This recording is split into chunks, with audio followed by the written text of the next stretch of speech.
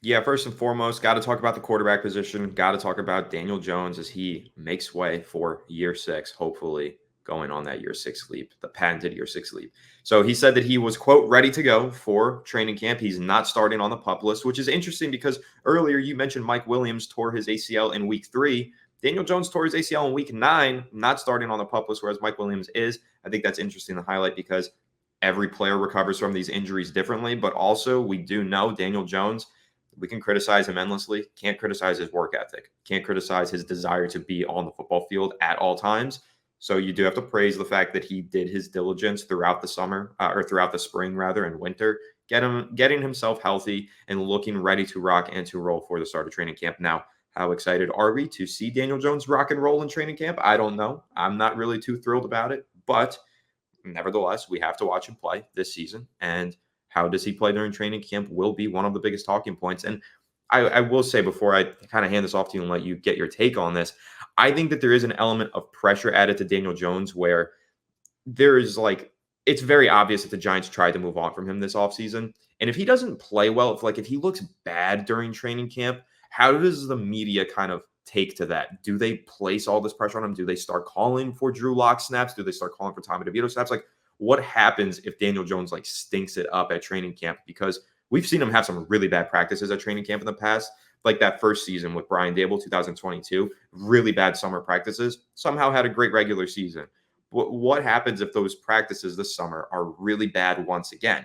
Are there starting to be fans calling for Drew Lock to get those first team reps? Like, I am interested to see what this pressure on Daniel Jones ends up looking like and how the media might influence the standing that he has as the QB1. Yeah, that's a really good point. And that's kind of where I wanted to go with talking about the Giants quarterback room and with Daniel Jones is one, the media, but also the fans and how quick they are to turn on him this summer. Because I think most fans, it feels like most fans have. There's a section that is still a really believers in Daniel Jones, but you get that first practice where he gets intercepted in the red zone or whatever it may be. You get the training camp stats tweeted out. He was 6 of 12 and had 2 picks or something like that today. What's the reaction like, and how quick do they hit that panic button with him? And like, how, I guess, in a way, from the Giant side of it, like, how long is that leash for Daniel Jones this year? That to me is what I'm curious with. And if we see any of the quarterbacks, whether it be Tommy DeVito or if it be Drew Lock, really pushed to take first team reps this year, and in training camp. So that's for me in the quarterback room what I'm looking at.